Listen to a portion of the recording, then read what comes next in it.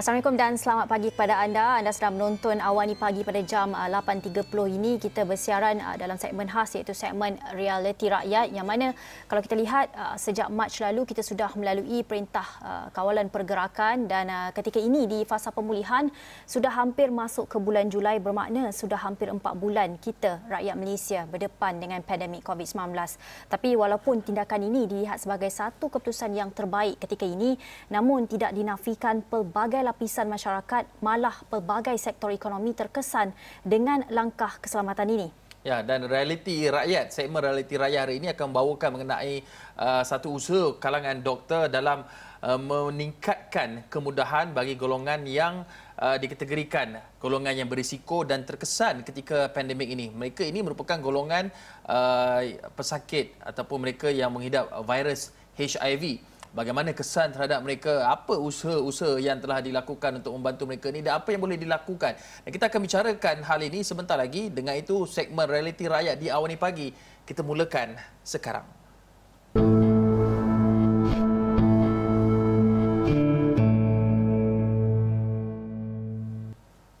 Ketika setiap lapisan masyarakat, petugas Barisan Harapan sedang berjuang berdepan dengan pandemik COVID-19, kami di Astro Awani membawakan kisah-kisah rakyat, isu dan masalah dalam kalangan kita yang harus diberi perhatian dan diselesaikan bersama. Dan hari ini di Realiti Rakyat kita mahu mengupas kesan pandemik kepada komuniti tempatan dan salah satunya adalah pesakit yang mempunyai virus HIV atau Human Immunodeficiency Virus HIV. Ya, dan virus ini kekal sepanjang hayat dalam tubuh pesakit dijangkiti. Tiada penawarnya sehingga kini, sama seperti virus corona ataupun COVID-19. Namun pengambilan rawatan seperti ubat anti-retroviral secara berterusan dan saringan kesihatan berkala boleh melambatkan lagi komplikasi jangkitan ini sebelum ataupun memasuki fasa terakhir akibat HIV, iaitu sindrom kurang daya tahan penyakit ataupun yang kita gelar sebagai AIDS. Dan ketika arahan perintah kawalan pergerakan dikeluarkan, pesakit HIV ini adalah antara golongan yang paling berisiko dan dalam masa sama mereka juga perlu ke hospital untuk mendapatkan bekalan ubat dengan kerap. Dan dalam kita nak memahami bagaimana satu usaha telah digerakkan dalam membantu golongan ini untuk mendapat bekalan ubatan, pemeriksaan kesihatan dan sebagainya, bersedia di Thailand menerusi Skype adalah pakar perubatan penyakit berjangkit Hospital Kuala Lumpur, Dr. Khairil Erwan Khalid, dan Ketua Unit Penyakit Berjangkit Hospital Kuala Lumpur, Dr. Rosnida Muhammad Nur. Selamat pagi, Doktor. Selamat pagi, Doktor. Ya, terima kasih kerana sudi bersama dengan Realiti Rakyat. Boleh mungkin salah seorang doktor boleh terangkan selain dari permasalahan yang kita sebut tadi, apa sebenarnya kekangan dan apa permasalahan yang dihadapi oleh mereka yang hidup dengan virus HIV ketika berdepan pandemik ini khususnya? Mungkin saya mulakan dululah ya. Terima kasih Astro Awani untuk menjemput saya dengan Dr. Rosnida untuk ditemu bawah pada pagi ini. So,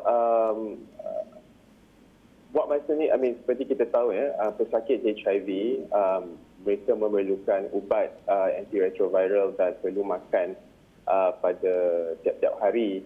So, buat masa ni saya rasa tak ada lagi bukti yang menyatakan pesakit HIV dia lebih mempunyai risiko lebih tinggi untuk mendapat jangkitan COVID atau komplikasi daripada jangkitan COVID. Tetapi apa yang saya nampak mungkin dia lebih impak kepada pesakit HIV adalah di mana bila ada MCO lah, Movement Control Order ni, dia lebih memberi impak daripada segi untuk pesakit HIV datang ke klinik ataupun ke hospital untuk mengambil ubat-ubat dan berjumpa doktor, sebab ialah pergerakan dikawal. So mungkin ada yang susah untuk datang untuk mendapat bekalan ubatan yang berkekalan dan sebagainya. So ada risiko daripada segi terhenti atau terputus mengambil ubat lah. Tapi of course kita ada cara-cara di mana kita cuba mengurangkan benda ini terjadi, seperti mungkin memberi bekalan ubat yang lebih panjang pada pesakit yang stabil, ataupun kita sudah mula untuk membuat klinik virtual di mana pesakit yang stabil tidak perlu datang ke hospital, hanya berjumpa secara macam kita buat sekarang ni melalui Skype dan sebagainya, dan kita mungkin postkan ubat ataupun koleksi ubat di tempat yang berdekatan dan sebagainya. Dr. Rosnida, mungkin boleh kongsikan atau bantu kami memahami berapa ramai sebenarnya mengikut data ataupun jumlah statistik yang mungkin doktor ada, berapa ramai sebenarnya rakyat Malaysia ataupun di negara kita ini mereka yang menghidap ataupun yang mempunyai virus HIV ini? Okay, sebelum saya cakap apa-apa lagi, saya nak betulkan sikit. Saya ketua unit penyakit jangkit UICL, bukan DHCL. Marah orang UCL nanti. Okay, so pesakit HIV Malaysia ni ada kurang daripada 100,000 orang lah yang dijangkit HIV bermasa. Ada soalan? Okey, doktor, maaf kami kurang jelas di sini, doktor. Okey, setakat ini bagaimana pesakit-pesakit mereka yang menghidap virus HIV ini, mungkin doktor boleh kongsikan bagaimana mereka menjalani kehidupan, kerana saya pasti kebanyakan masyarakat kita ni masih lagi mempunyai stigma tertentu terhadap mereka yang menghidap HIV ini. Apa maksudnya rutin mereka yang mengidap pesakit HIV ini, dan bagaimana rutin mereka ataupun rutin kehidupan mereka berubah ketika fasa PKP ini? Setakat ini saya rasa rutin pesakit HIV memang tidak ada perubahan lah. Dia asalkan dia makan ubat dia setiap hari pada masa yang sama, tidak ada yang tertinggal, asalkan dia boleh dapat ubat, dia dapat supply ubat. Memang dia punya rutin harian macam orang biasa saja, tidak ada perbezaan. Doktor, dan kita difahamkan juga para pengamal perubatan ada mewujudkan program HIV Connect ini. Mungkin Dr. Khairil boleh kongsikan apa sebenarnya objektif HIV Connect ini? Okey. So HIV Connect ni merupakan satu program lah di mana actually telah dimulakan sejak bulan September 2018. Ia merupakan satu kolaborasi lah antara Malaysian AIDS Foundation MAF bersama Persatuan HIV Malaysia ataupun dikenali sebagai MASHM, dan ia merupakan, I think nak cakap, dia merupakan sebuah platform online di mana dia merupakan modul. Dia ada terbagi kepada 3 modul untuk target kepada pengamal-pengamal perubatan, terutamanya the primary care doctors ataupun GP, untuk memberi rawatan kepada pesakit HIV dan juga pesakit yang mempunyai jangkitan kelamin. So dia terbagi kepada 3 modul di mana kita cerita sedikit basic things on HIV, tentang rawatan kita panggil PrEP ataupun PEP, di mana pencegahan untuk mendapat HIV melalui pil antiretroviral dan juga jangkitan kelamin. So kita bagikan kepada 3 modul lah. Maknanya modul pertama selalunya para doktor ni kita akan provide online teaching. Lepas tu dia akan move to face-to-face training melalui workshop yang akan kita buat selalunya dalam 2 hingga 3 kali setahun. Dan juga lepas tu mereka diberi peluang untuk membuat clinical attachment di hospital ataupun klinik-klinik yang berdekatan. Ya, Dr. Khairil, bagaimana HIV Connect ini boleh membantu mereka yang menghadapi virus HIV ni? Apa kebaikan yang dapat dari HIV Connect ni? So HIV Connect macam saya beritahu tadi, dia more to doctor lah, training for the doctors, GP dan juga primary care doctors, di mana saya rasa indirectly memberi peluang kepada pesakit-pesakit HIV untuk mendapat rawatan ataupun berjumpa doktor selain daripada berjumpa doktor di klinik-klinik kesihatan ataupun hospital kerajaan. So sebab kadang-kadang you tahulah di hospital kerajaan, klinik-klinik kesihatan mungkin waiting time agak lebih lama berbanding dengan klinik-klinik GP swasta dan juga primary care doctors. Dan mungkin mereka mahukan lebih privacy convenience daripada situ. So at least bila kita buat online training HIV Connect ni, kita train doktor-doktor di klinik-klinik swasta, GP, private doctor. So dia memberi lebih peluang kepada pesakit HIV untuk memilih di mana mereka mahu mendapat rawatan selanjutnya. Doktor, kita nak tahu juga ya, setakat ini dah berapa ramai para pengamal perubatan yang menyertai HIV Connect dan berapa ramai yang telah dibantu? Setakat ini saya rasa sudah lebih kurang 1,300 ke 1,400 registered user lah di HIV Connect. Lepas tu bila mereka dah go through all the modules daripada modul pertama ke modul ketiga, dan kita akan tubuhkan satu gabungan kita panggil Red Ribbon Alliance, di mana klinik-klinik yang telah go through this module, mereka akan ada kolaborasi, ada networking lah.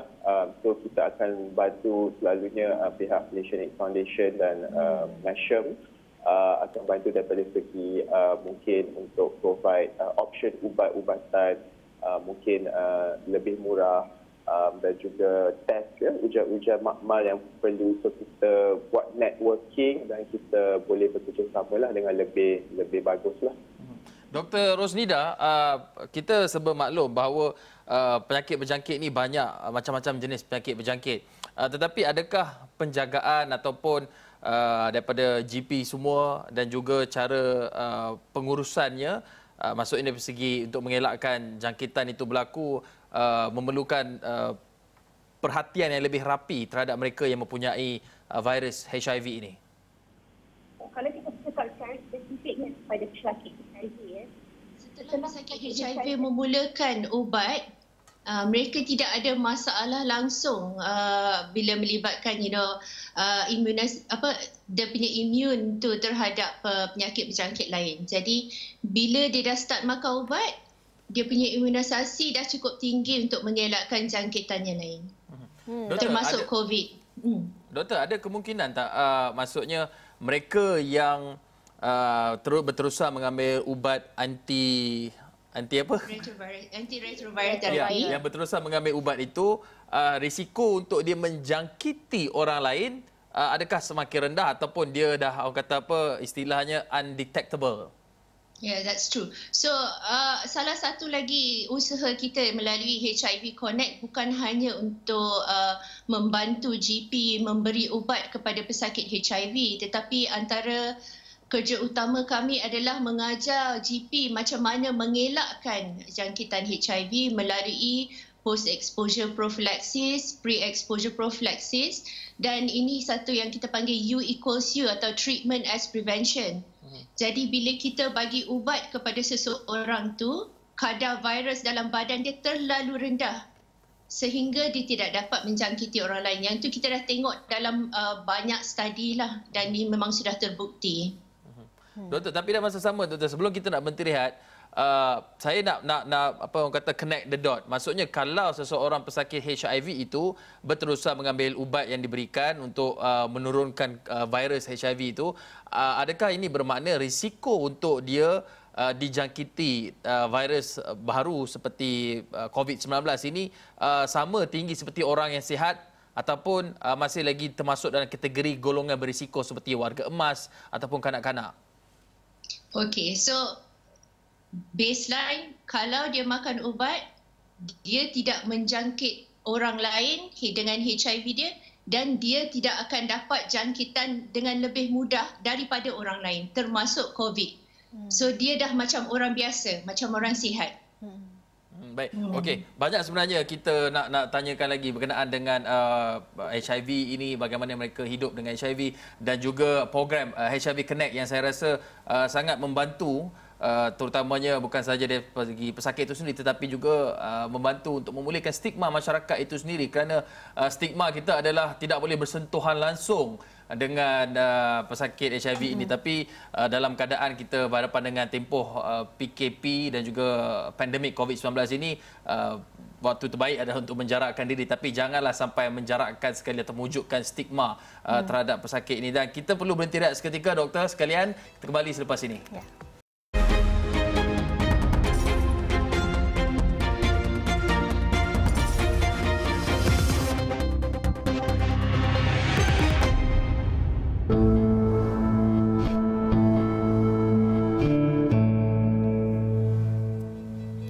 bertemu lagi dalam segmen Realiti Rakyat. Kita telah membincangkan mengenai apa yang dihadapi oleh pesakit virus HIV dalam ketika berhadapan dengan tempoh PKP dan juga fasa pemulihan ini, dan bagaimana satu program HIV Connect yang dapat membantu pesakit-pesakit HIV ini untuk mendapatkan rawatan dan ubatan dengan lebih mudah. Dan sebentar tadi kita telah juga masih lagi bersama Dr. Khairil Irwan Khalid dan juga Dr. Rosnida Muhammad Noor. Kita akan bersama Dr. Rosnida.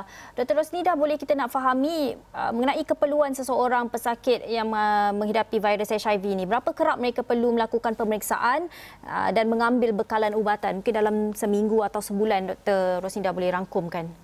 Kalau dia dah start ubat, dia tidak perlu datang terlalu kerap. Paling kerap pun mungkin 3 bulan sekali ataupun 6 bulan sekali lah. Kadang-kadang kita boleh tunda sehingga setahun kalau dia dah stabil menggunakan menggunakan ubat. Tapi kalau dia baru memerlukan ubat, mungkin pada masa tu kita kena pantau dia lebih kerap lagi lah, 2-3 minggu sekali ataupun sebulan atau 3 bulan sekali. Sebab beberapa benda kita nak tengok side effect kepada ubat tu dan juga sama ada dia okey ke tidak makan ubat tu. Sebab ubat tu dia kena makan setiap hari, dia kena makan pada masa yang sama. So benda-benda macam tu kita kena check masa dia datang follow up. Dr. Khairil, tadi Dr. Khairil ada sebutkan berkenaan mengenai HIV Connect yang kadang-kadang pesakit terpaksa menunggu lebih lama di hospital kerajaan untuk mendapatkan bekalan ubatan mereka.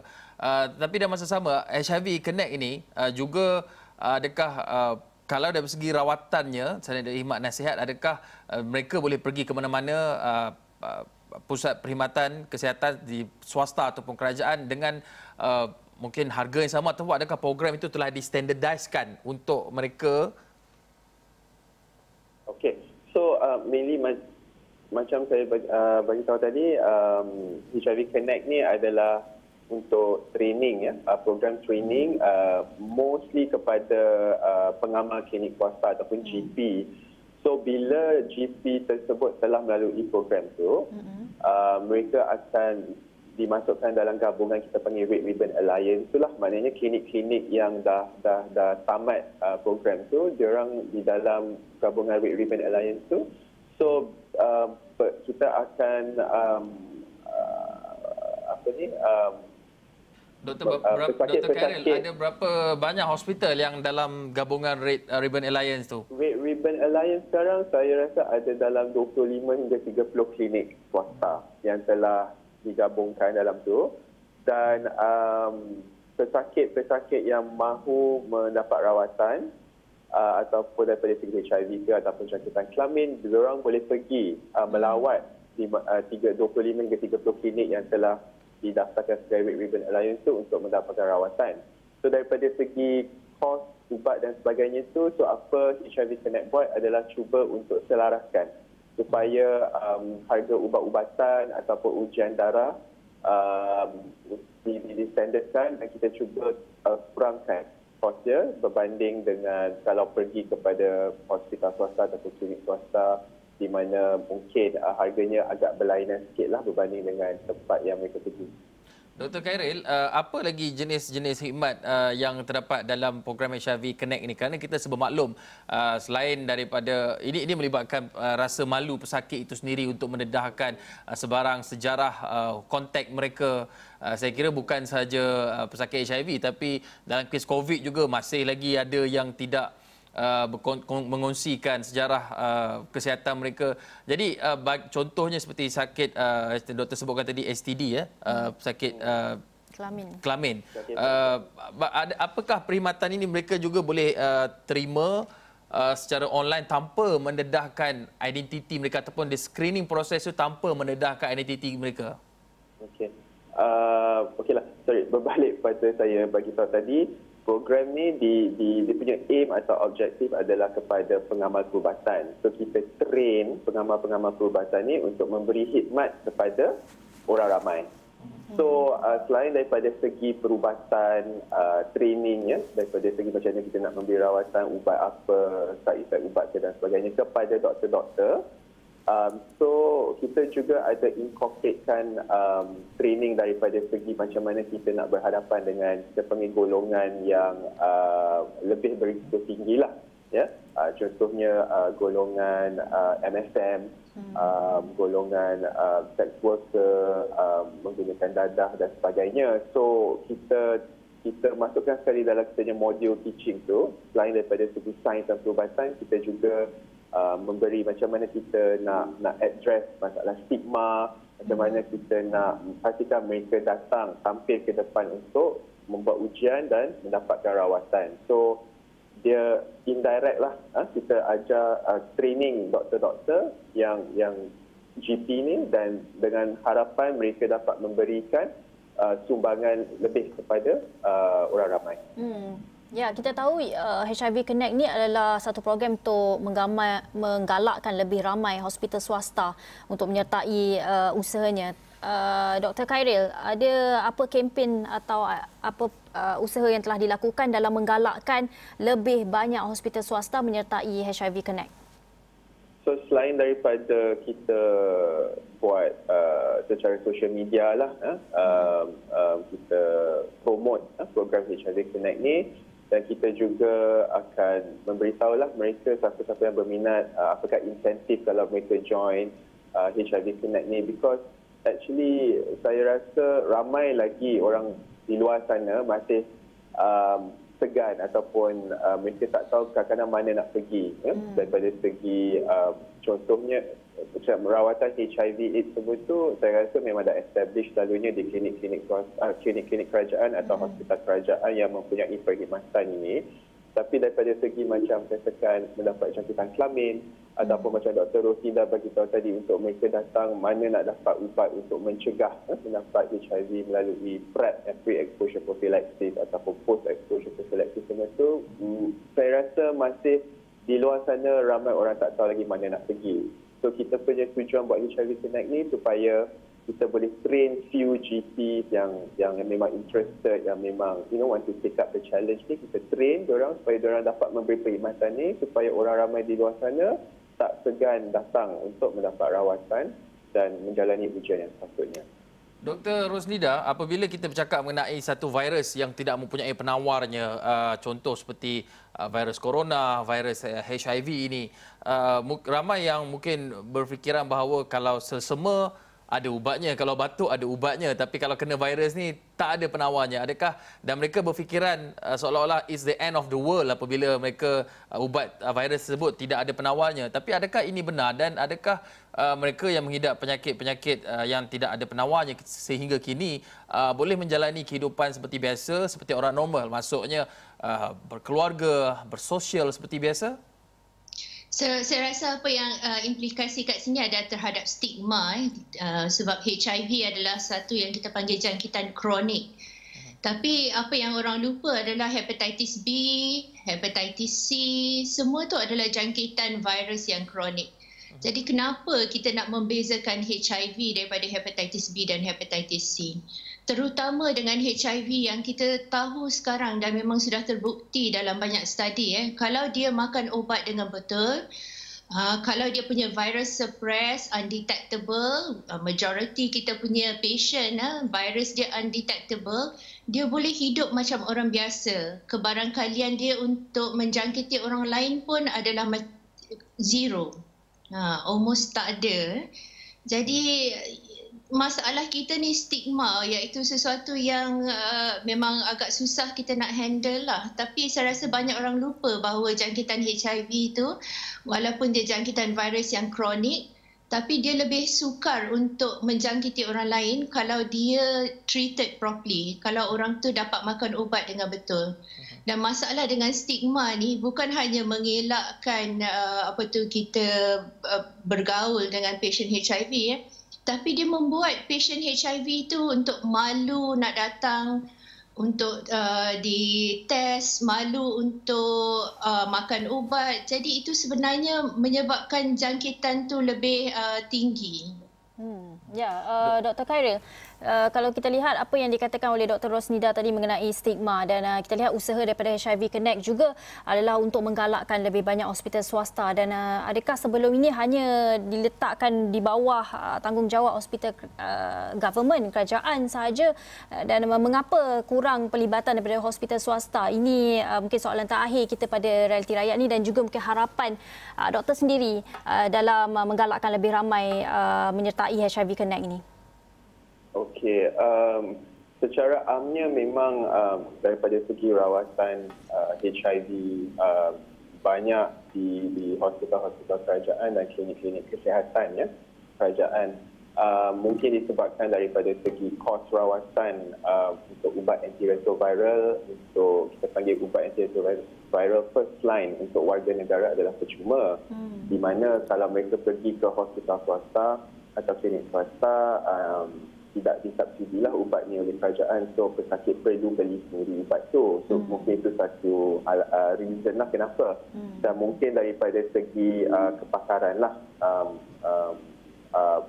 pakar penyakit berjangkit mungkin lebih banyak di sektor kerajaan dan di universiti berbanding dengan di hospital swasta. Kita ada juga pakar-pakar penyakit berjangkit di hospital-hospital swasta, tapi mungkin bilangannya tak begitu ramai berbanding dengan di sektor kerajaan. So mungkin itu juga reasonnya lah. So it's just that sekarang kita realise that walaupun dia concentrated dekat hospital-hospital kerajaan dan klinik-klinik kesihatan, so mungkin ini adalah caranya kita share the workload tu, dan maknanya kita beri kepercayaan kepada pengamal perubatan di klinik-klinik swasta seperti GP untuk menyahut cabaran ini bersama-sama kita memberi rawatan dan juga untuk kepada pesakit yang memerlukan rawatan lah. So itulah objektif HIV Connect ni lah. Baik, terima kasih Dr. Khairil Erwan Khalid, pakar perubatan penyakit berjangkit Hospital Kuala Lumpur, dan juga Dr. Rosnida Mohamed Noor, Ketua Unit Penyakit Berjangkit Fakulti Perubatan UiTM, di atas perkongsian tersebut. Dan apa yang boleh kita rangkumkan daripada perkongsian ini adalah stigma itu boleh membunuh, sama kesannya virus stigma itu sama kesan buruknya dengan virus-virus yang lain. Terima kasih kepada kedua-dua doktor memberi pencerahan mengenai program HIV Connect dan bagaimana masyarakat kita boleh sebenarnya membantu dengan tidak memberikan stigma negatif kepada mereka yang terjangkit dengan HIV ini. Baik, terima kasih. Sekian saja segmen Realiti Rakyat untuk pagi ini. Saya Hakim Rahman. Dan saya Jiji Ahmad. Terima kasih kerana menonton. Bye.